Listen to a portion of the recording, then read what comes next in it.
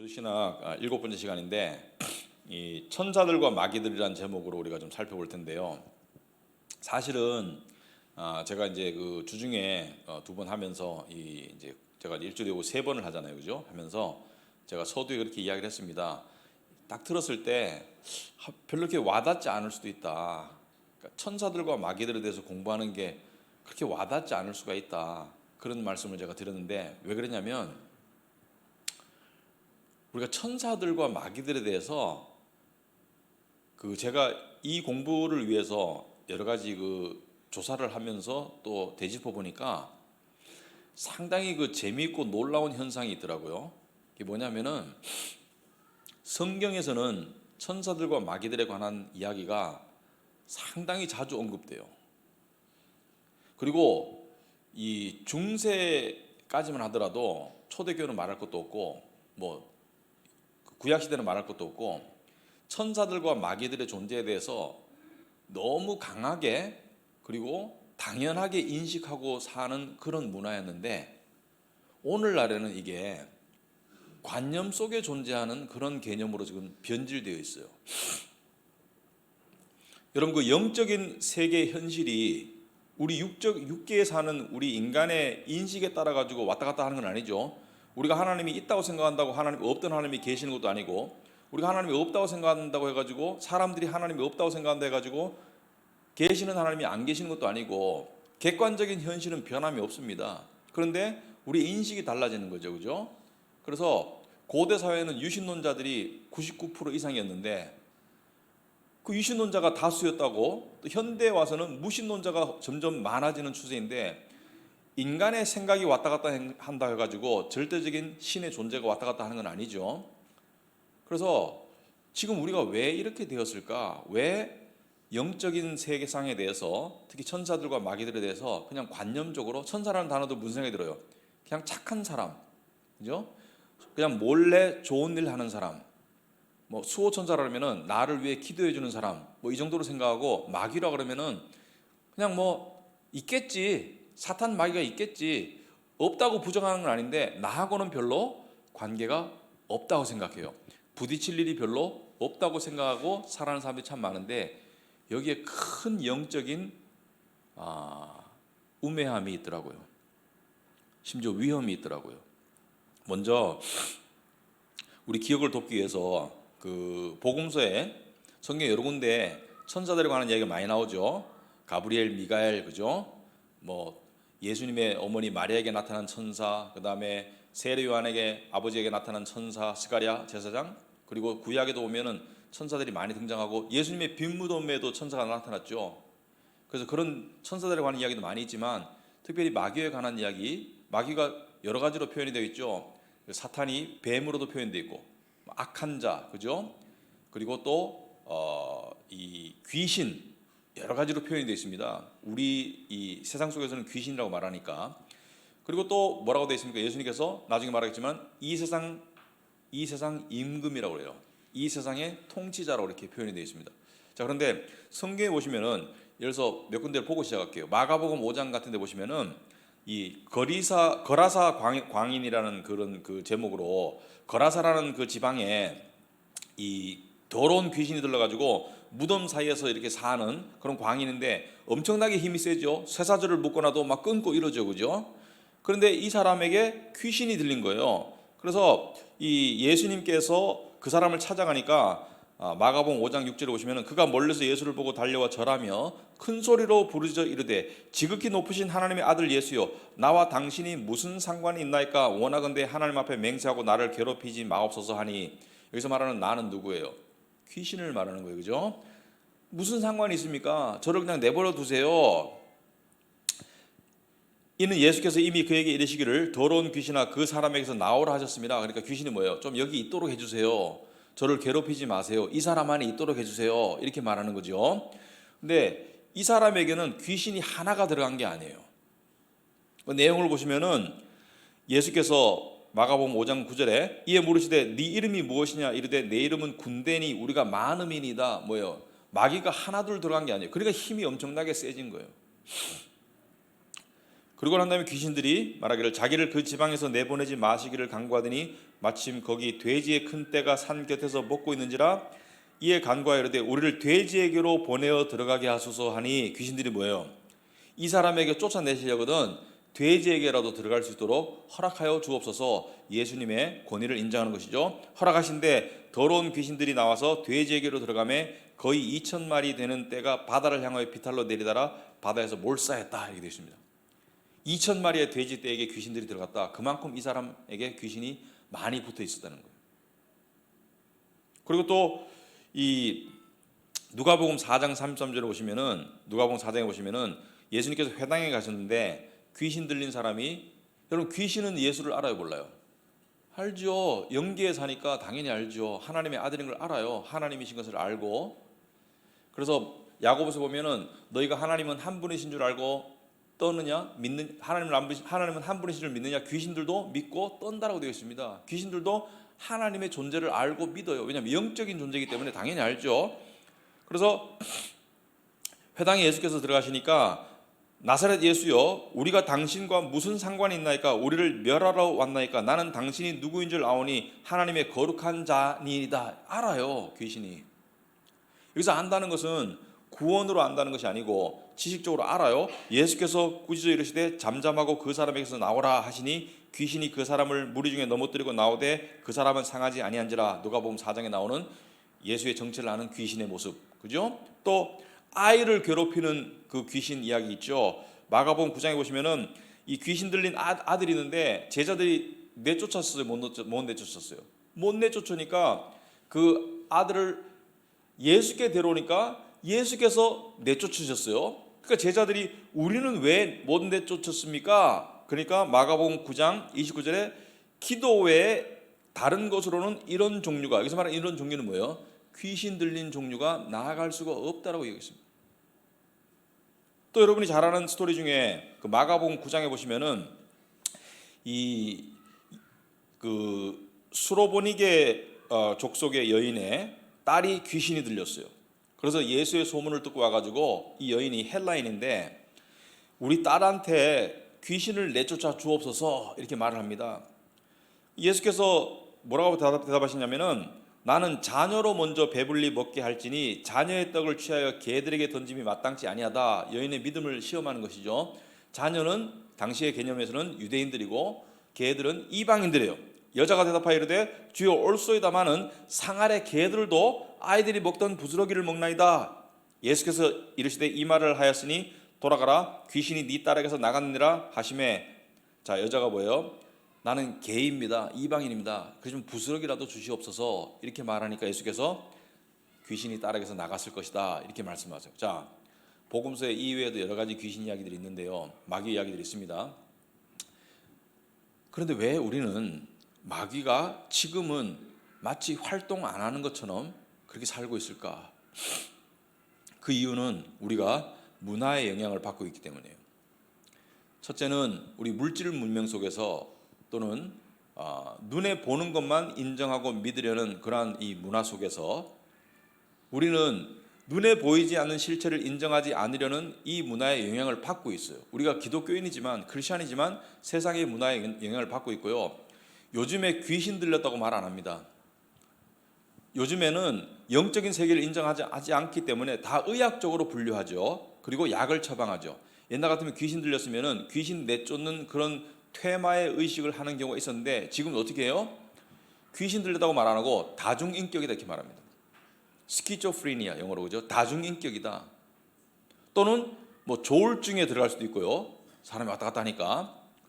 그래서 어떻게 합니까? 약을 처방해요. 근데 약을 처방하면 약이 조금 듣긴 들어요. 왜냐하면은 이 사람의 그 어떤 그 귀신 들리면 육체적으로 반응이 격하잖아요. 그것을 누르는 약을 주고 정신적인 어떤 그런 그 파장이 좀 줄어드는 약을 주고 하는데 심한 사람들은 정신병원에 가죠. 지금도. 근데 정신병이 들렸다고 말하지 귀신 들렸다는 말을 잘 사용을 안 해요. 그런 문화에 살다 보니까 우리들도 그냥 마귀는 성경에 나오는 이야기, 관념의 이야기로만 치부를 하는데 여러분 이 몇십 년 전까지만 하더라도 예를 들어서 우리나라에도 무당이 많았고 지금도 있지만은 점쟁이들이 있는데 용한 무당은 뭐예요? 용하다는 것은 그러니까 진짜 찐무당, 진짜 무당은 신이 내려야 돼요. 신 내려야지 무당이 되는 거예요. 신이 내린다는 것은 마귀가 붙었다는 거예요. 마귀가 붙어가지고 영계에 있으니까 이 찾아오는 그 손님들의 과거와 현재를 알려주는 거죠. 그러니까 그대로 맞추는 거예요. 그래서 신내림을 마귀가 어떤 여자나 특히 대부분 여자가 많은데 누굴 택해가지고 내가 너에게 들어갈 것이다라고 이게 이야기하는데 이 사람이 거부해. 그럼 시름시름 아프죠.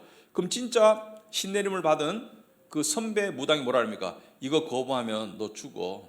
네 운명이라고 받아들이고 싫더라도 이걸 받도록 해. 그래서 신내림 받는 굿을 하고 난 다음에 무당으로 데뷔를 하잖아요. 그런 일들이 비일비재했고요. 아프리카의 주술사들 여러 가지 마귀 현상들이 있는데 우리가 지금 현대 문명은 뭐예요? 과학, 그 다음에 눈에 보이는 거, 그 다음에 의술 이런 것만 따지고 있기 때문에 이 세계 점점 더 무지해지고 그렇게 있는데 우리 그리스도인들도 그렇게 지금 살아가고 있어요. 그래서 어떤 현상이 발생하느냐? 제가 이 평범한 예를 한번 들어볼게요. 예를 들어서 성경에 보시면은 이 베드로전서 5장에 보시면 이런 말씀이 있죠. 베드로전서 5장 8절인가 뭐게 보시면은 이런 말씀이 있습니다. 너희 대적 그 마귀가 우는 사자처럼 삼킬 자를 찾으러 다닌다. 이런 표현들이 있어요. 그죠? 우는 사자처럼 너희를 삼켜 먹으려고 한다. 삼킨다는 게 뭐예요? 우리를 잡아먹으려고 한다. 우리를 죽이려고 한다. 우리를 멸망시키려고 한다. 그리고 에베소 6장에 보시면은 우리의 싸움은 뭐예요?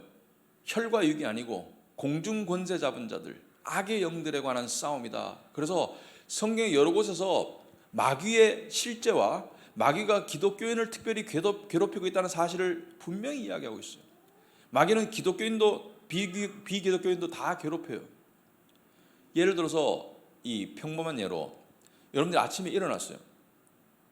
근데 아침에 일어나면 많은 사람들이 이 의식이 딱 발동되면 이 안에서 마음속에서 막 전투가 시작돼요. 뭐냐면 두려움을 불러오는 생각, 불안을 불러오는 생각, 그 다음에 우울을 불러오는 생각, 그 다음에 세상의 욕심을 자극하는 생각, 그것이 물질이든 그것이 인간관계든 여러 가지 욕심과 유혹과 두려움과 이런 걸 자극하는 생각이 막 들어와요. 그러면 이 마음에서 우리가 안 하려고 막 발버둥쳐. 그 생각을 밀어내려고. 나 이 생각 안 하고 싶어. 이 생각하면 길이 뻔해. 이 생각하면 두려워지고 이 생각하면 불안해지고 안 하려고 막 발버둥쳐. 그런데 왜 실패해요?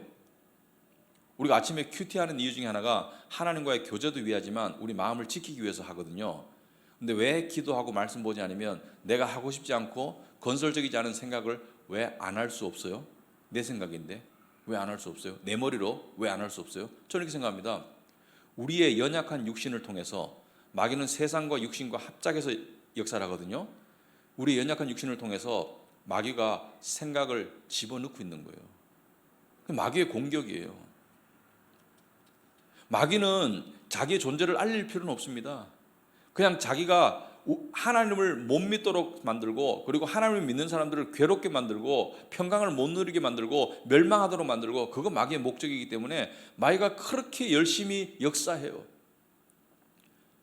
그래서 사소하게는 우리가 내 생각 하나 잘 못 다스리고 정말 밀려오는 생각 속에 밀려오는 수많은 그 두려움이나 어떤 탐욕이나 여러 가지 또 어떤 그 불안이나 이런 것들이 내가 안 하고 싶은데 왜 하게 되냐고. 우리의 연약한 육신을 통해서 누가 역사하는 거예요? 마귀가 역사하는 거예요. 우리의 싸움은 혈과 육이 아니에요. 영의 싸움이고 정신적인 싸움이에요. 그러므로 마귀는 정말 열심히 일하고 있고 우리는 그 현상을 느끼고 있는데 우리의 기도 속에 한 번이라도 최근에 주여 수호 천사를 보내주시옵시고 이 마귀를 저에게서 떨어지게 하옵소서 이런 기도 해보셨냐고요. 마귀를 이길 수 있는 믿음을 달라고 기도해 보셨냐고요. 이 영적으로 우리가 눈을 떼야 됩니다. 너무나 우리가 영적으로 무지한 상태에서 지금 살아가려고 하고 있어요. 여러분 자녀들 위해서 기도할 때 마귀가 달라붙어서 우리 자녀를 괴롭게 하고 해치지 못하도록 해 주옵소서.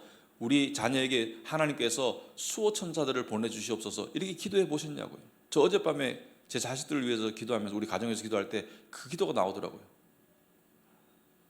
왜냐하면 그게 너무나 사실이기 때문에.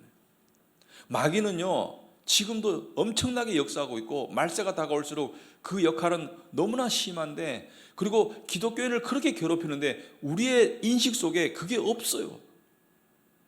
그만큼 우리가 세상의 영향을 받았든지 어떻든지 간에 영적으로 무지한 상태에 살고 있으니까 기도가 깊어지지 않고, 그리고 방향성이 좀 상실되는 거예요. 그러니까 우리가 기도에 절박함이 없는 이유 중에 하나가 현실을 모르기 때문인 거예요. 마귀가 우글우글거리고 우리를 괴롭히고 나를 괴롭히고 가정을 괴롭히고 우리 교회를 괴롭힌다는 것을 우리가 안다면 정말 깨어서 기도 안 할 수가 없는 거예요. 그런 맥락에서 오늘 공부가 정말 중요하다고 말씀을 드리고 시작하도록 하겠습니다. 오늘 보시면은 천사는 천사 얘기를 먼저 해야 돼요. 왜냐하면 마귀는 천사로부터 나왔기 때문에. 하나님께서 천사는 뭐냐? 여러분 49페이지 오시면은 하나님의 창조는 물질적인 세계뿐 아니라 영적인 세계의 창조도 포함이 되는데, 천사들은 하나님의 영적인 세상, 거기에 가장 많이 존재하는 피조물이에요. 자, 천사의 특징은 뭐냐? 천사들은 인간과 같은 육신을 가지고 있지 않아요. 인간과 같이 늙고 썩고 하는 육신을 가지고 있지 않고, 천사는 이 영적인 몸을 가지고 있어요. 그러므로 우리의 눈에 보이지 않습니다. 사람의 눈에 천사와 마귀가 보이지 않아요. 그런데 성경에 보면 간혹 천사들을 보게 되잖아요. 그죠? 천사들을 보게 될 때가 있습니다.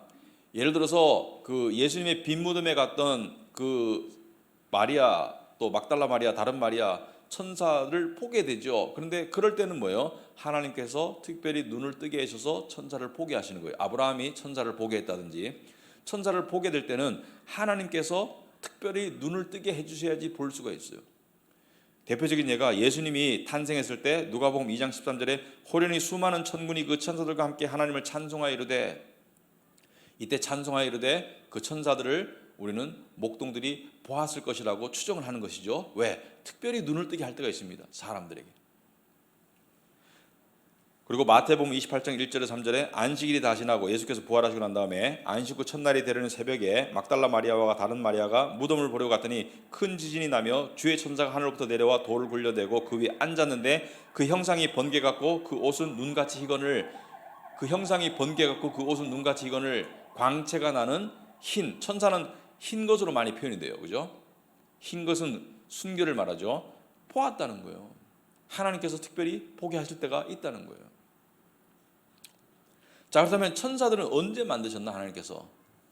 여기 두 가지 의견을 제시하고 있습니다. 첫째는 6일간의 창조 중에 하나님께서 만드셨다. 하나님께서 천지를 창조하실 때 그때 영계도 만들었다. 또 다른 설은 그때는 육적인 세상의 창조를 말하고 영적인 세계는 그 이전에 이미 존재했기 때문에 천사는 이 창세기의 천지 창조 이전의 천사는 존재했다라고 볼 수도 있어요. 정답은 없어요. 둘 중에 하나예요. 자, 그런데 천사들은 3번에 49페이지 천사들의 특징들 중에 3번에 도덕적인 판단과 높은 지적 능력을 가지고 있다. 여기서 말하는 지적 능력은 인간을 월등히 능가하는 지적 능력을 말합니다. 인간보다 훨씬 똑똑해요. 왜? 육계를 다 보고 있고 영계에 속해 있기 때문에 차원이 다른 거예요. 그래서 우리가 마귀를 이길 수가 없습니다. 이따가 설명하겠지만 마귀를 이길 수가 없어요. 왜? 우린 눈 감고 싸우는 거고 걔는 눈 뜨고 싸우는데, 아니, 눈 감고 싸우는 거고 눈 뜨고 싸우는 거 누가 이겨요? 이길 수가 없어요, 우리 스스로는. 그리고 높은 도덕적인 판단을 하고 있다. 무엇이 옳고 그른 줄 알고 순종과 불순종을 아는데, 마귀는 천사들 중에 이 도덕과 순종에서 타락한 것들이 마귀죠. 그죠? 마귀들이죠. 자, 네 번째, 천사들은 한 번에 한 장소에만 머물 수 있어요. 여러분 생각해 보세요. 마귀도 마찬가지고 마귀는 타락한 천사들이기 때문에 천사들은 한 번에 한 장소에 머물 수 있다. 하나님처럼 영계에 계신다 해가지고 무소부재 한 번에 여러 곳에 머물 수 없어요. 한 천사가. 천사는 수도 없이 많아요. 마귀도 수도 없이 많아요. 그러므로 마귀들이 성도들을 또는 사람들을 괴롭힐 때 전략적으로 괴롭히겠죠. 괴롭히는 피는데 어떤 사람에게는 수많은 마귀들이 한꺼번에 괴롭힐 수도 있고 어떤 사람에게는 1대1로 괴롭힐 수도 있고 제가 봐서는 어떤 사람은 안 괴롭히고 냅두는 사람도 있을 거예요. 왜? 한정된 숫자이기 때문에 효과적으로 사용하겠죠. 우리 전쟁할 때 병력을 효과적으로 사용하듯이 자 클럽에서 망가지고 있는 사람들 마귀가 별로 괴롭히지 않을 것 같아요. 제가 봐서는. 뭐하러 그렇게 신경 써요? 이미 망가져 있는데. 믿음이 너무 좋아서 아무리 괴롭혀도 흔들리지가 않아 잘. 그럼 마귀가 굳이 괴롭힐 이유가 없겠죠. 저 사람 쟤는 괴롭혀봤자 안 돼. 쟤는 믿음이 너무 좋아가지고 하나님만 바라보기 때문에 정말 괴롭혀도 꿈쩍도 안 해. 그럼 뭐하러 괴롭히겠어요? 아 쟤는 건드니까 바로바로 넘어지네. 잘 괴롭히죠. 전담반을 형성해가지고 계속 괴롭힐 것 같아. 저것만 건들면 바로바로 넘어져. 쟤는 저기만 건들면 바로바로 두려워지고 바로바로 불안해지고 쟤는 저기만 건들면 돼. 이렇게 되는 것이죠. 서로 정보 교환도 할 것 같아요. 제 약점은 이거야. 자, 50페이지 위에 천사들의 정확한 숫자는 모르지만 분명한 것은 그 수가 많다는 것이다. 요한계시록 5장에 보시면은 내가 또 보고 들음에 보좌와 생물들과 장로들을 둘러선 많은 천사의 음성이 있으니 천국의 장면을 이야기하는 것이죠. 그 수가 만만이요 천천이라. 여기서 만만이라는 것은 만 곱하기 만이 아니고 10 완전수의 여러 번 곱함이죠. 그러니까 수가 엄청나게 셀 수 없다는 것을 상징적으로 표현하는 것이죠. 엄청나게 많아요. 지금 지구상의 인구가 75억인데 마귀의 숫자가 몇이겠어요? 천사의 숫자가 몇이겠어요? 모르죠. 하지만 엄청나게 많아요. 천사들의 능력이 인간의 능력보다 훨씬 더 뛰어납니다. 현재로서는. 하지만 나중에는 인간이 천사들을 다스릴 것이고 심판할 거예요. 무슨 말이냐면은 우리가 하나님의 원수였지만 제가 저번에 말씀드렸듯이 어떤 집에 어떤 부잣집에 종의 아들은 서열구조의 제일 밑바닥이죠. 종의 자식이니까. 그런데 종의 자식이 부잣집 그 주인의 눈에 들어가지고 양자가 되는 순간 모든 서열구조를 뛰어넘는 것이죠. 그리고 그 양아버지 밑에 양자로서 나머지 모든 사람은 자기 밑에 가는 것이죠. 집사나 그 집에 또 여러 가지 일 보는 사람들 또 그런 서열구조를 뛰어넘듯이 우리가 하나님의 자녀로서 천사들을 다스릴 것이다. 자, 7번에 천사의 이름들이 성경에 나옵니다. 수많은 천사들이 있는데 이름은 딱 2개만 등장해요. 여기는 제가 우리 기독교 역사에서는 기독교 전통에서는 하나님께서 수많은 천사들을 창조하시고 난 다음에 우두머리 셋을 임명하셨다고 그렇게 봅니다. 왜냐하면 하나님은 삼위의 하나님이기 때문에 3이라는 숫자를 좋아하세요. 그래서 천사장이라고 부르는 거예요. 천사장, 천사를 다스리는 우두머리, 그러니까 지휘관. 그래서 하나는 미가엘이고 하나는 가브리엘이고 이 둘이 성경에 자주 등장하죠. 그죠? 다니엘서도 나오고 유다서도 나오고 누가복음도 나오고 이 두 천사는 천사들의 우두머리다. 그러면 다른 하나는 그게 사탄이다 이렇게 봅니다. 마귀들은 천사들 중에 하나님께 불순종하고 타락한 천사들이라고 보면 마귀들이 그 타락한 천사들을 이끄는 우두머리가 사탄인데 그래서 교회에서는 이름을 지어줬어요. 루시퍼라고 이름을 지었습니다. 성경에는 안 나오지만 루시퍼라고 이름을 지어줬습니다. 그래서 하나님께서 미가엘, 가브리엘, 루시퍼 세 천사의 우두머리를 지명하셨는데 그 중에 루시퍼와 그의 추종자들이 떨어져 나가서 사탄과 마귀들이 되었다 이렇게 보는 거예요. 자, 천사는 그럼 무슨 역할을 하나? 50페이지 중간에 보시면은 하나님을 찬송하고 예배하는 영적 피조물이다. 여러분 천국 가면 예배 누가 등장해요? 천사들이 찬양 인도를 해요. 천사들이 예배 인도를 합니다. 또한 천사들은 눈에 보이지 않는 영적 세계가 있음을 인간들에게 상기시켜주는 그런 역할도 하고요. 천사들은 하나님의 심부름꾼으로서 하나님께서 어떤 일을 하실 때 하나님의 메시지를 인간들에게 전달하거나 명령을 집행하기도 합니다. 예를 들어서 그 세례 요한의 아버지 사가랴에게 나타나가지고 천사가 뭐라 했습니까? 그 둘이 나이가 들어서 불임인데 천사가 그에게 이르되 사가랴여 무서워하지 말라. 너의 간감이 들린지라 네 아내 엘리사벳이 네게 아들을 낳아 주리니 그 이름을 요한이라 하라. 그죠? 아들을 낳을 것이다라고 하나님의 계시를 주면서 명령을 해요. 뭐라고? 이름을 요한이라고 지어라. 또한 천사들은 하나님의 메신저 역할을 하는 동시에 이게 중요합니다. 이 기도를 좀 해야 돼요. 하나님의 자녀를 지키는 역할을 해요. 하나님은 우리가 위험에 처했을 때 또는 영적인 침체에 빠졌을 때 당신의 천사들을 보내시어 우리를 지키신다. 시편 91편 11절에 보시면은 그가 너를 위하여 그의 천사들을 명령하사 네 모든 길에서 너를 지키게 하심이라. 여러분, 이 말씀을 우리가 정말로 믿는다면 우리 기도 속에 이 내용이 들어가야 되나요? 안 들어가야 되나요? 수호 천사들을 보내주옵소서. 우리 가정이 지금 힘든 가운데 있는데 천사들을 보내서 지켜주옵소서. 이 기도가 들어가야 되죠. 내 자녀가 지금 어려움에 처해 있는데 하나님 수호 천사를 보내주옵소서. 제가 대학교 때 미국 선교사님 노부부였는데요. 그때 70대 좀 되신 노부부였는데 성경 공부를 매주 갔습니다. 근데 그 부인이 그때 제가 지금 대학생 입장에서는 좀 뜬금없는 얘기를 하실 때가 있어요.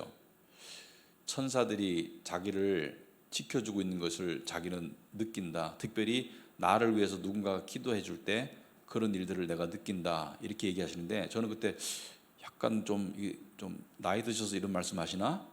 근데 생각해 보니까 이 마음이 청결한 자는 복이 있나니 그가 하나님을 볼 것이다 그랬잖아요.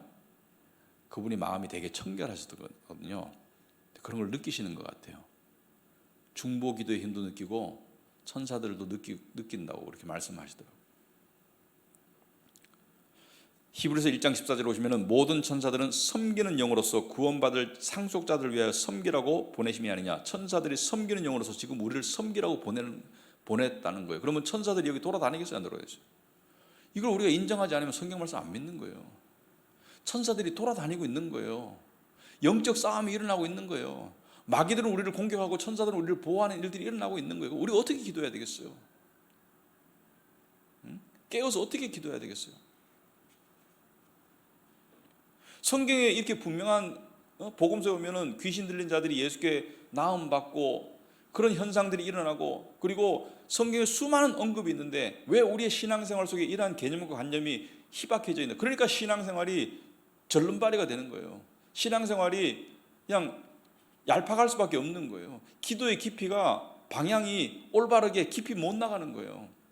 이거를 깨닫고 나잖아요. 그러면은 기도가 달라져요. 마귀는 뭐냐? 아까도 말했듯이 51페이지 중간에 보시면은 마귀란 천사들 중에서 하나님께 죄를 짓고 타락한 천사가 마귀죠. 그 우두머리를 사탄이라고 합니다. 그러니까 사탄은 마귀이지만 모든 마귀가 사탄은 아니에요. 사탄은 하나예요. 마귀의 대장이 사탄이에요. 그래서 언제 그러면 이들이 하나님께 반기를 들고 타락했나? 자, 영계가 육계와 함께 천지 창조 때 만들었다고 생각하는 분들은 창세기 1장 31절 모든 것이 창조되고 난 다음에 창세기 3장 1절 뱀의 등장까지 그 사이에 타락이 이루어졌다고 보고요. 저는 영계가 육계 이전에 만들어질 것이라고 생각합니다. 그래서 저는 그 이전에 이루어졌을 것이라고 저는 추측해요. 여기에 목숨 걸 일이냐? 그건 아니에요. 그래서 유다서 1장 1절에 보시면 분명히 나왔죠. 자기 지위를 지키지 아니하고 자기 처소를 떠난 천사들을 큰 날의 심판까지 영원히 결박으로 흑암에 가두셨으며 자기 지위를 지키지 아니하고 자기 처소를 떠난 천사들이 뭐예요? 마귀들이에요. 하나님의 명령 계통 속에서 하나님께 순종하고 하나님을 위해서 살아야 되는 그 종들의 역할을 벗어나서 타락한 것들이 마귀들이고 그들의 우두머리가 사탄인 거예요. 그래서 베드로서 2장 4절에 보시면 하나님이 범죄한 천사들을 용서하지 아니하시고 범죄한 천사가 마귀입니다. 그러니까 태생은 똑같아요. 천사들과 마귀가. 근데 마귀들은 하나님께 반역하고 불순종하는 것들이 마귀들이고 우두머리가 사탄이죠. 자, 그런데 마귀는 어떻게 역사합니까? 세 박자로 역사하죠. 세상을 통해서 역사하죠. 세상의 욕심, 세상의 쾌락, 세상의 유혹을 통해서 역사하죠. 그죠? 육신의 정욕과 안목의 정욕과 이생의 자랑이다. 세상을 사랑하면 아버지를 사랑할 수 없다. 너희가 세상을 사랑하면 하나님의 아버지의 사랑이 그 안에 있지 아니하다. 왜? 세상이 누구에 의해서 움직이기 때문에요. 마귀가 움직인다는 것을 알아야 됩니다. 물론 궁극적으로는 하나님이 움직이세요. 하나님의 통치 안에 있어요. 욥기에 보면 사탄이 욥을 지 마음대로 주물러도 궁극적으로는 하나님이 결정하시잖아요. 그런데 하나님은 질서의 하나님이에요. 그리고 하나님의 깊은 섭리와 뜻 가운데 사탄과 마귀들에게 하나님께서는 그 권력 구조의 질서를 허용하셨어요. 무슨 말이냐면은 여러분, 하나님이 세상을 창조하셔서 누구에게 주셨어요? 하나님이 세상을 창조하신 다음에 누구 보고 정복하고 다스리라 그랬어요? 사람에게. 아담과 하와에게 너희가 정복하고 다스리라 그랬잖아요. 사람에게 주셨는데 그 사람이 죄를 통해서 마귀의 사탄의 종이 되었잖아요. 그러므로 세상은 누구게 되는 거예요? 누구 지배 아래 되는 거예요? 마귀의 지배 아래 들어간 거예요. 그래서 예수님께서 사탄을 뭐라 했어요? 이 세상의 임금이라 했습니다. 이 세상의 임금.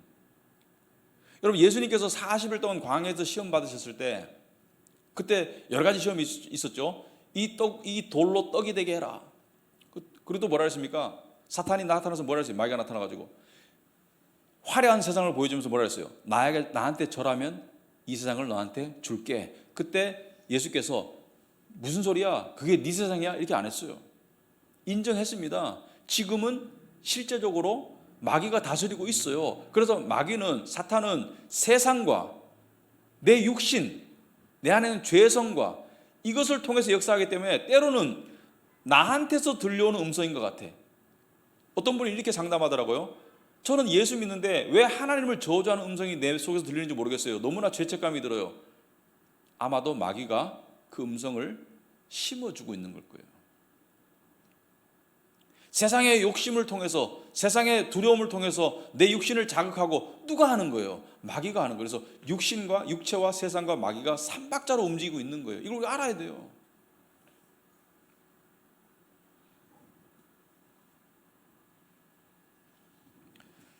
그래서 마귀 중 우두머리인 사탄의 이름은 욥기 1장에 처음 등장하죠. 구약에 보면 욥기 1장에 처음 등장하고, 사탄이라는 이름의 뜻은 뭐예요? 적대자라는 뜻입니다. 하나님을 적대시하는 자, 원수된 자라는 뜻이고요. 성경은 사탄을 다양한 말로 칭하는데 악마라고 하기도 하고요, 마가복음 4장 1절에 뱀이라고 하기도 하고요, 창세기 3장 1절에 공중의 권세 잡은 자라고 말하기도 하고요, 에베소서 2장 2절에 악한 자라고 말하기도 합니다. 마가복음 13장 19절에. 그러면 사탄과 마귀 역할은 무엇이었어요? 살인입니다. 살인. 무엇을 통해서? 거짓말을 통해서. 하와를 어떻게 꼬셨습니까? 이 선악과를 먹으면 네가 반드시 죽을 것이라고 말했는데 뭐라고 말했습니까? 사탄이, 뱀이 먹어도 안 죽는다고 거짓말했고요. 둘째는 먹으면 하나님처럼 될 수 있다라고 부추겨서 그 거짓말을 통해서 그 선악과를 따먹고 인류에게 죽음을 가져왔어요. 죄와 죽음을 가져온 장본인이 바로 사탄이에요. 그래서 예수께서 요한복음 8장에 뭐라고 말했습니까? 최초부터 살인자였고 거짓말쟁이요 거짓의 아비라고 이야기했습니다. 8장 44절에 요한복음. 최초부터 거짓말장이고 살인자다. 그러니까 빼앗고 죽이고 멸망시키는 것이 마귀의 역할이에요. 그러면 그 악독한 마귀가 우글우글 거리고 있고 우는 사자처럼 우리를 삼키려고 돌아다닌다면 우리가 어떻게 해야 되겠어요?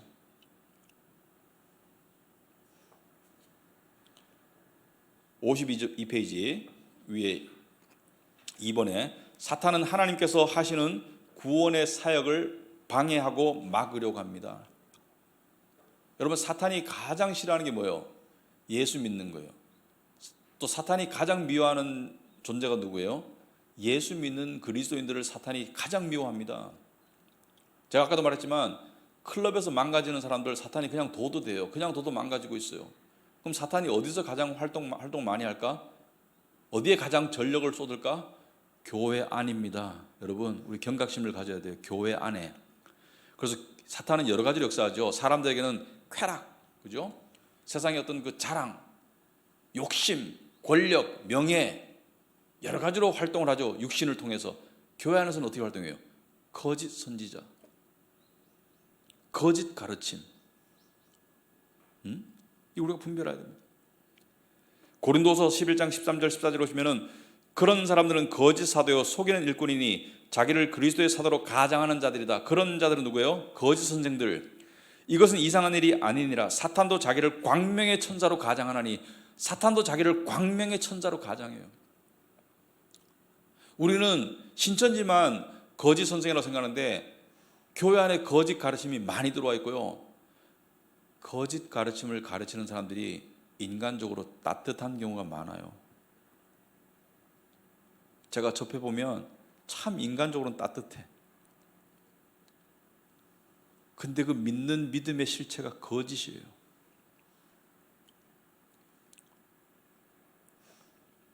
교회 안에 뭘 해칠까요? 첫째는 진리를 해치고요. 둘째는 교회 화합을 해쳐요. 교회 분란을 일으키는 것이 사탄의 역할이에요. 사탄은 교회를 깨려고 하는 거예요.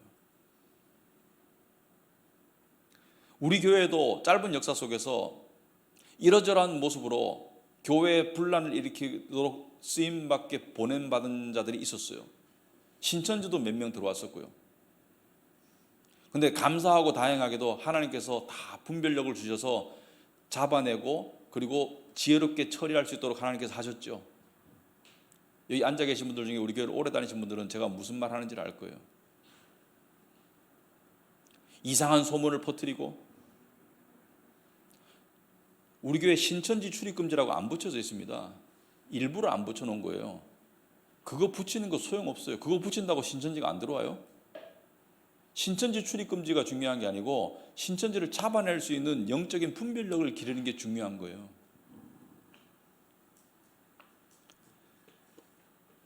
(52페이지) 3번에 사탄은 세상의 욕심과 죄의 유혹을 통해서 사람들이 하나님께 나아가지 못하도록 만든다. 자, 사람들이 하나님께 나아가지 못하도록 만드는 게 사탄의 목적입니다. 사탄이 주는 마음의 상태는 유혹, 가장 대표적입니다. 의심. 그래서 말 의심은 진리를 향한 의심, 죄책감. 죄를 지었는데 회개는 괜찮아요. 근데 죄책감에 사로잡혀서 하나님께 못 나아가. 그건 사탄이 하는 거예요. 두려움, 대표적이죠. 온갖 종류의 두려움. 실패할까봐, 뭐 잘못될까봐, 아기를 낳았는데 이 아이가 제대로 못 클까봐, 온갖 종류의 두려움 다 사탄이 주는 거예요. 그러니까 평강을 빼앗기 위한 것이 두려움이에요. 혼란, 교만, 열등감. 교만과 열등감은 육신에게 주는 사탄의 공격의 대표적인 거예요. 교만과 열등감은 뿌리가 같아요. 양상은 달라도 뿌리가 같아요. 바로 자기 육신이에요. 시기심, 중상모략, 세상에 대한 지나친 걱정. 그러니까 이것이 사탄의 공격은 육체의 쾌락을 통해서 또 정욕을 통해서 세상의 물질적인 욕심을 통해서 정신적인 어떤 그런 그 여러 가지 질병들을 통해서 교회 안에 거짓 가르침을 통해서. 제가 예를 하나 들어볼게요. 여러분, 우리는 세상에 살기 때문에, 특히 자본주의에 살기 때문에 자본주의 체계 속에 살아가야 됩니다. 저축도 해야 되고 투자도 해야 돼요. 그런데 제가 하나 물어볼게요. 주식시장을 누가 움직이는 것 같아요?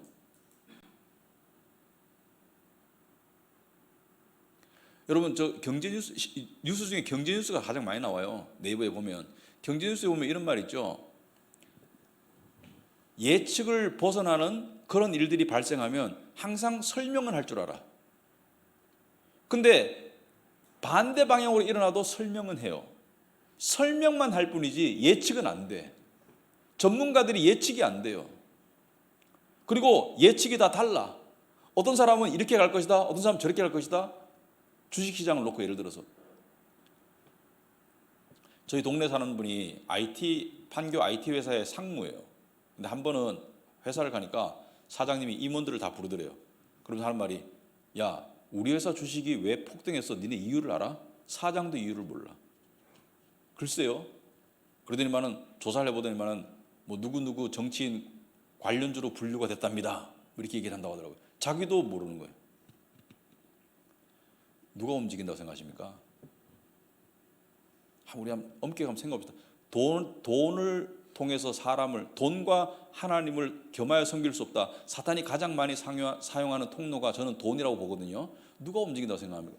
여러분, 이 비트코인이라고 그러죠. 코인 투자 열풍이 불었잖아요.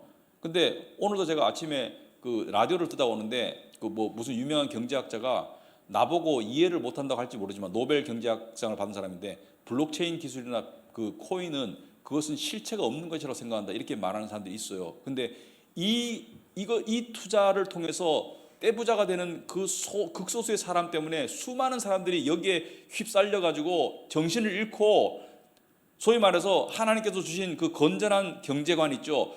땀 흘려서 벌어라, 땀 흘려서 벌어라 해서 벗어나도록 만들고 세상을 혼란스럽게 만들고, 그렇게 번 돈은 쾌락으로 쓰잖아요. 사치로 쓰고. 누가 움직인다고 생각하십니까? 이 자본시장을. 그렇다고 주식 투자 자체가 근본적으로 죄라는 건 아니에요.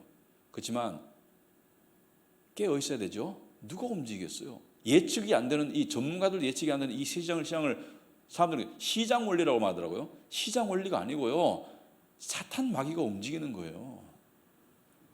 사람들의 혼을 쏙 빼가지고 하나님께 못 가도록 만든 게 그 목적인 거예요. 근데 우리 믿는 사람들도 거기에 쑥 빠지면 어떻게 돼요? 예수께서 요한복음 10장 10절에 도둑이 오는 것은 도둑질하고 죽이고 멸망시키는 것이다. 뭘 도둑질한다는 거예요? 평강을 깨고요, 관계를 깨고요.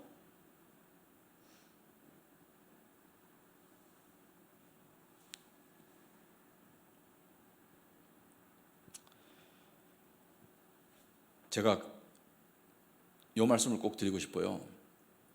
사탄은 위기와 고난을 통해서 역사합니다. 근데 위기와 고난이, 욥기를 잘 보세요. 욥에게 닥친 엄청난 고난과 위기가 하나님의 뜻이 있었습니까? 없었습니까? 하나님의 뜻은 뭐예요? 욥의 믿음을 더욱더 정금처럼 만드는 게 하나님의 뜻인데, 사탄의 목적은 뭐예요? 같은 사건을 놓고 욥을 멸망시키는 거예요. 그러면 첫 번째 뜻은 이루어지면 돼요. 두 번째 뜻은 이루어지면 안 돼요.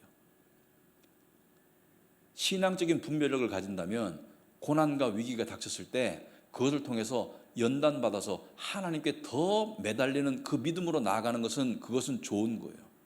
하지만 그 고난과 위기 때문에 관계가 깨어지고 믿음이 박살나고, 이건 사탄이 원하는 거예요. 분별력을 가져야 됩니다. 고난과 위기는 예측할 수 없이 닥쳐요. 우리가 원한다고 원하지 않는다고 상관없이 닥칩니다. 막을 길이 없는 고난이 많아요. 그런데 그것을 통해서 주의 뜻이 이루어지는 것은 좋으나 사탄에게 우리를 삼킬 수 있는 기회를 줘서는 안 돼요. 그래서 고난과 위기가 닥칠수록 뭐예요? 믿는 자들은 더욱더 경각심을 가지고 합심해서 기도해야 됩니다. 52페이지 4번에 또한 마귀는 주술사들과 무당들을 통해서 사람들을 조종한다. 무당들이나 점쟁이가 사람들의 과거를 맞추는 일들이 있는데 이것은 마귀들이 사람들의 말이나 행동들을 듣고 보았기 때문이다. 여러분, 그 용한 무당은, 용한 점쟁이는 가면 뭐라 그래요? 어떻게 살았는지, 지금 상황이 어떤지, 뭐 때문에 왔는지 다 알아요. 그러니까 기가 막히지. 남편이 바람 피고 있구나 이렇게 딱 말하는 순간 여자가 질려 확 깜짝 놀라지. 어떻게 아시나? 용하다 소문이 나죠. 어떻게 알아요? 행동과 말을 보고 있으니까 알지. 그런데 내면의 생각은 몰라요. 추측은 할 수 있어요. 이 생각을 하겠지, 추측하기가 쉽죠. 왜? 행동과 말을 보면 저 사람이 어떤 생각하는지 알 수 있으니까. 그런데 우리 안에 생각을 집어넣어 줄 수 있어도 우리의 내면의 마음은 읽을 수 없어요. 왜? 그건 하나님만 하실 수 있어요. 그러므로 믿는 자들은 말을 조심해야 됩니다. 특히나 이 불신앙의 말, 좌절스러운 말, 그리고 깊은 고민 같은 경우는 정말 믿을 수 있는 믿는 사람하고 나눌 때 수호천사가 지키는 가운데 나눠야지, 여기저기 떠벌리고 다니면 사탄에게 뭐예요? 내 약점이 이거야라고 적에게 알려주는 꼴밖에 안 돼요. 말과 행동을 조심해야 됩니다. 사탄이 무서워서가 아니고요, 실제하기 때문에 인식해야 돼요.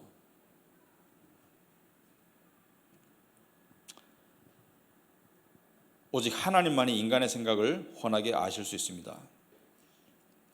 자, 마귀와 우리의 관계. 그럼 마귀는 지금 우리가 어떤 영향을 미치고 있나? 첫째, 오늘날에도 굉장히 중요합니다.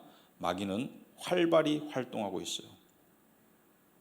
현대인이 이러한 영적인 현상들에 무지한 이유는 눈에 보이는 세상에만 지나치게 집착하기 때문이죠.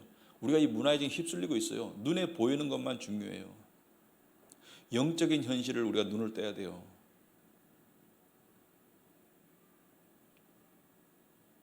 선자 엘리야가 사환의 눈을 뜨게 하옵소서. 그죠? 우리와 함께한 자가 저들보다 더 많다는 것을, 성에 있는데 적들이 왔는데 사환이 벌벌 떠니까 눈을 뜨게 해서 우리와 함께한 자들이 저들보다 많다는 것을 보게 하옵소서. 사환이 눈을 뜨니까 뭐가 보여요? 천군 천사가 보이잖아요. 두 번째, 크리스찬도 귀신 들릴 수 있는가? 마귀가 들어갈 수 있는가? 없습니다. 그러나 마귀가 달라붙어서 괴롭힐 수는 있어요. 큰 차이가 있습니다. 왜 들어갈 수가 없는가? 성령께서 내주하시는데 어떻게 이 안에 마귀가 들어와요? 귀신 들린 건 크리스찬이 아니에요. 하지만 마귀가 달라붙어서 괴롭힐 수는 있어요. 그러므로 우리는 기도할 때 어떤 부분은 영적으로 분별해서 기도해야 됩니다. 마귀를, 달라붙어 있는 마귀를 떼달라고 기도해야 돼요. 여러분, 저도 이 기도가 깊어지고 영이 맑아질 때는요, 최근에는 그런 일을 못 겪었어요. 옛날에 마귀가 저를 노려보는 것을 제가 생각해서가 아니고 영적으로 섬뜩하게 느껴질 때가 있어요. 아, 지금 마귀가 내 앞에 나를 노려보고 있구나. 그때 어떻게 해요? 예수님 뭐라 했습니까? 주 예수의 이름으로 명하노니 사탄아 물러가라.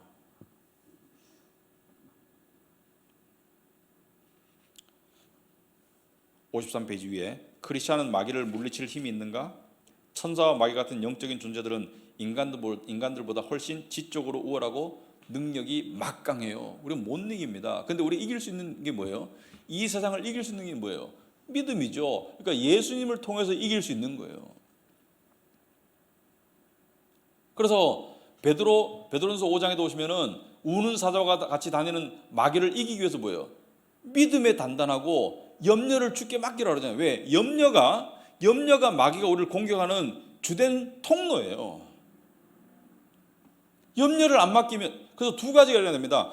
마귀만을 경계해서는 안 되고요, 육신에게 틈을 줘서도 안 돼요. 그러니까 육신의 죄와 염려를 죽여나가는 그 노력과 마귀를 경계하는 영적인 깨어있음이 함께 있어야 되지, 나는 여전히 세상의 욕심을 붙잡고 있는데 마귀를 이긴다, 그거 불가능하죠. 왜? 마귀가 들어올 수 있는 그런 문을 열어놓고 있는데 어떻게 마귀가 안 들어와요? 이 부분은 다음 주 주일날 설교 시간에 제가 좀 다룰 겁니다. 그래서 그 용한 무당은요, 이런 말이 있어요. 정말 믿음 좋은 크리스찬들이 있잖아요. 점괘가 안 나온대요. 그래서 용한 무당은 여기 예수쟁이들이 있으니까 좀 떠나달라고 그런답니다. 왜냐하면 점괘가 안 나온다고. 영계에 속한 사람들은 서로 알아요. 마귀가 예수를 알아보듯이 정말 무당은 예수쟁이들을 알아봅니다. 요한일서 4장 4절에 자녀들아 너희는 하나님께 속하였고 또 그들을 이기었나니 이는 너희 안에 계신 이가 세상에 있는 자보다 크심이라. 여러분, 이 말씀 읽었을 때 세상에 있는 자를 뭐라고 해석했습니까? 이 뭐예요? 마귀와 사탄을 얘기하는 거예요. 세상에 있는 자가. 성경에 수없이 나오는데 왜 우리가 여기서 신경을 안 쓰고 살고 있으면 우리가 신앙생활을 절름발이 생활을 하고 있는 것이죠. 너희 안에 있는 자가 세상에 있는 자보다 크다. 세상에 있는 자가 누구예요? 세상 임금을 말하는 거예요. 이 세상 임금 사탄을 말하는 거예요. 그래서 성숙한 크리스찬들은 마귀의 일들을 분별하며 그들의 악한 일들이 교회 안에서 뿌리 내리지 못하도록 경계해야 한다. 그래서 여러분들이 리더로서, 직분자로서 뭘 기도해야 돼요? 우리 교회가 마귀가 틈타지 못하도록 기도해야 됩니다. 수호천사들을 보내달라고 기도해야 됩니다. 교회 안에는 거짓 선생들이나 선지자들, 그리고 마귀에게 쓰임을 받는 사람들이 언제라도 들어올 수 있습니다. 들어와가지고 사람들에게 착 달라붙어가지고 어떻게 해요? 사람들 이간질하거나 잘못된 가르침을 심어주거나 교회 분열을 일으키거나, 특별히 누구를 공격합니까? 교회 지도자를 공격하죠. 담임 목사를 공격하죠. 여기서 말하는 공격은 담임 목사가 잘못했을 때 어떤 책망받아 일을 말하는 것이 아니고 거짓 소문을 내죠. 다른 사람들 가가지고 저 목사님이 나를 좋아하는 것 같아. 들은 사람들이 시험이 들도록 만들죠.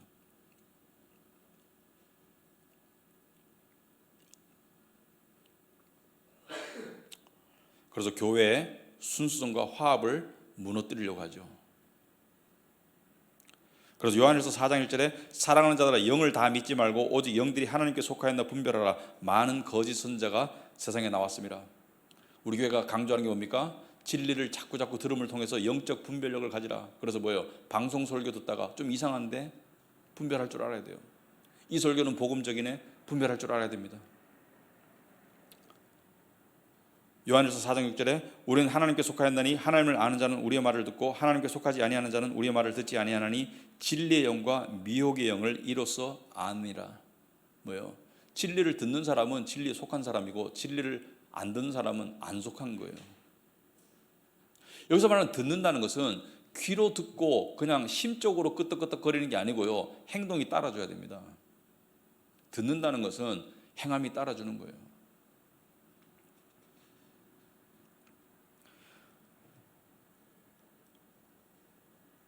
(53페이지) 밑에 6번에 보겠습니다. 마귀의 계략을 분별하고 승리하려면 어떻게 해야 되는가? 마귀는 세상의 죄와 욕심을 통해서 그리고 육신의 연약함을 통해 이용해 우리를 영적으로 공격한다. 아까 말씀드렸듯이 마귀의 우리를 향한 공격의 통로는 뭐예요?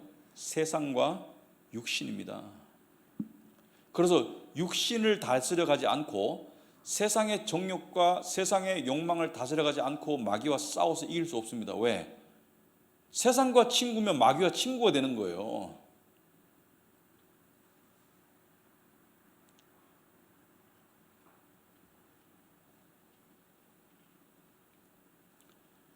여러분, 죄가 있잖아요. 우리 한 사람의 그냥 육신의 범죄로 끝나지 않아요. 그 죄를 이용해서 마귀가 우리를 파멸시키는 거예요.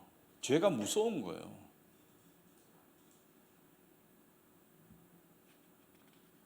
토마스 아켄피스가 그리스도를 본받아 거기서 이렇게 말했습니다. 1년에 죄를 하나씩만 죽여나가도 얼마든지 성자가 될 수 있다. 그런데 그것조차 하기가 참 힘들다. 내 안에 큰 죄의 목록이 있으면 그 중에 1년에 하나씩만 죽여나가 보라는 거예요. 존 오웬이 그랬잖아요. 죄를 죽이지 않으면 죄가 너를 죽일 것이다.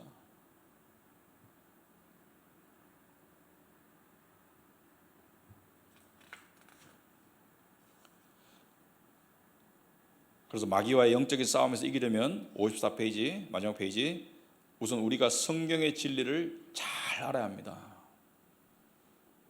그리고 진리대로 살아가도록 노력해야 돼요.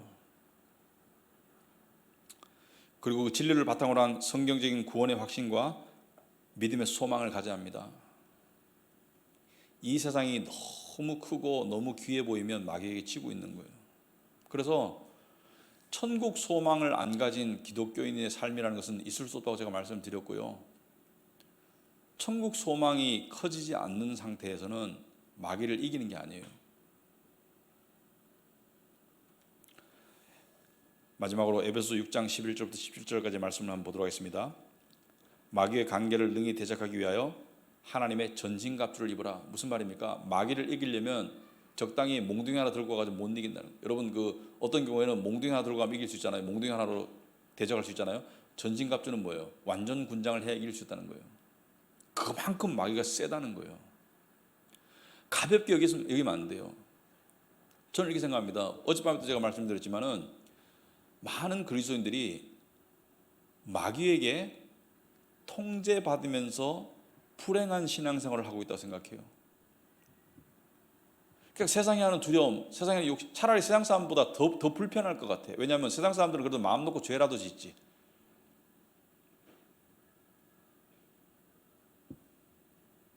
더 불편할 것 같아. 근데 하나님이 원하시는 것은, 내가 온 것은 예수께서 양으로 생명을 얻게 하고 더 풍성히 얻게 하고 풍성한 삶을 주시려고 오셨는데 거기로 나아가야 되는데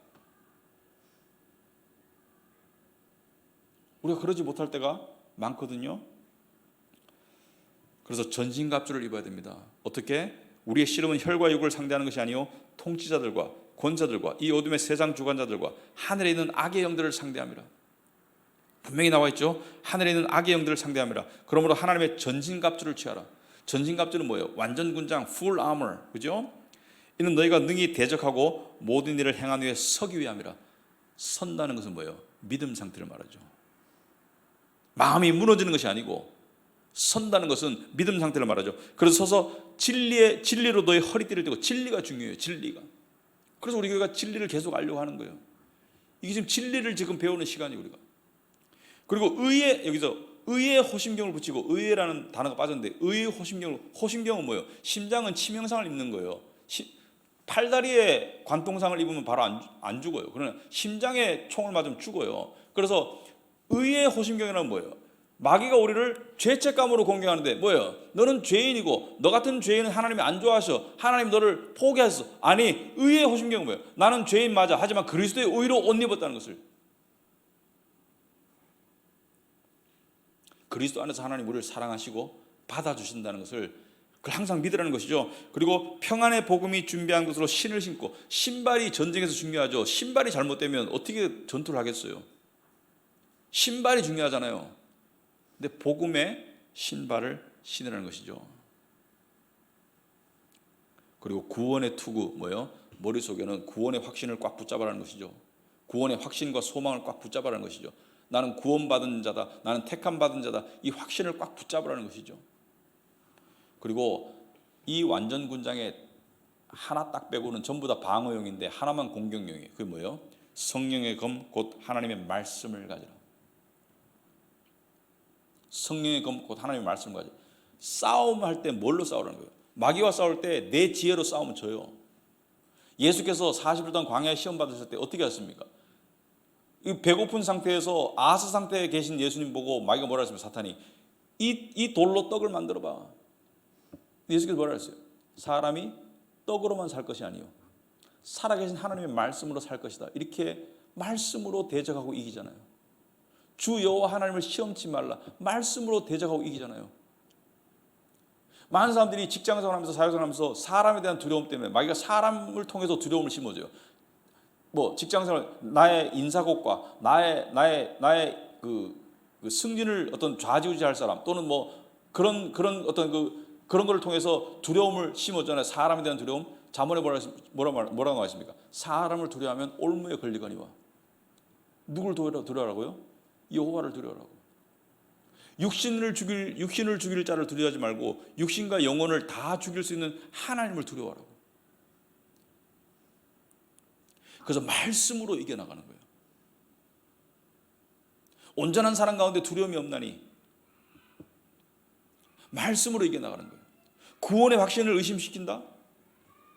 또 증거는 이것이니 하나님이 우리에게 영생을 주신 것과 이 생명이 그의 아들 안에 있는 그것이니라. 아들이 있는 자에게는 생명이 있고 아들이 없는 자에게는 하나님의 아들이 없는 자에게는 생명이 없느니라.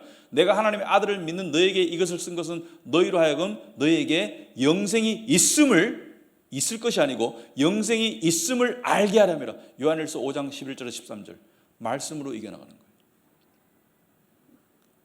그래서 결론적으로요, 마귀는 지금도 살아있고 왕성하게 악랄하게 역사하고 있습니다. 영적인 눈을 뜨고 저와 여러분이 마귀를 대적해 나갈 수 있기 바랍니다. 등을 돌리면 져요. 이 싸움은 내가 선택하는 싸움이 아니에요. 내가 휴전할 수 있는 싸움이 아니에요. 지거나 이기거나 둘 중에 하나예요. 그럼 우리 이겨야 되죠. 그래서 더욱더 경각심을 가지고 특별히 기도 생활 가운데 이러한 영적 세계에 대한 인식이 자리 잡아서 기도가 더욱더 방향성이 있고 엣지가 있고 그리고 분별력이 있고 그런 신앙생활로 나가는 우리 교인들이 다 되기를 바랍니다. 예, 기도하고 마치겠습니다. 하나님 아버지, 참으로 이 시간을 주셔서 감사합니다. 저희들이 이 시간을 통해서 다시 한번 영적 세상과 영적 세계의 그 엄청난 사실에 대해서 다시 한번 깨닫고 경각심을 갖기를 원합니다. 하나님 아버지, 우리의 삶 가운데 일어나는 많은 일들을 우리는 그저 세상의 문화에 영향을 받아서 눈에 보이는 것들, 상황과 또 내 내면과 정신 분석과 또 과거의 트라우마 여러 가지 것들로 우리가 분석해 내려 하지만 그 이면에는 훨씬 더 악랄하고 훨씬 더 독한 사탄 마귀가 도사리고 있음을 우리가 간과하지 말도록 도와주시옵소서. 그 마귀가 세상과 육신을 통해서 우리를 계속 쓰러뜨리려고 하고 있습니다. 그것으로부터 우리 자신과 우리 가정과 우리 교회를 지킬 수 있도록 우리가 깨어서 기도하도록 하옵소서. 하나님 아버지, 특별히 우리가 소중히 여기는 것들을 빼앗기지 않도록 우리가 늘 깨어서 기도하는 그러한 신앙의 자세로 살아갈 때 하나님께서 약속하신 대로 너희 안에 계신 이가 세상에 있는 이보다 더 강하다는 것을 우리가 믿고 승리할 줄 믿습니다. 우리 성도와 또 모든 교회 성도들에게 이러한 경각심을 주시옵소서. 예수님 이름으로 기도합나이다. 아멘.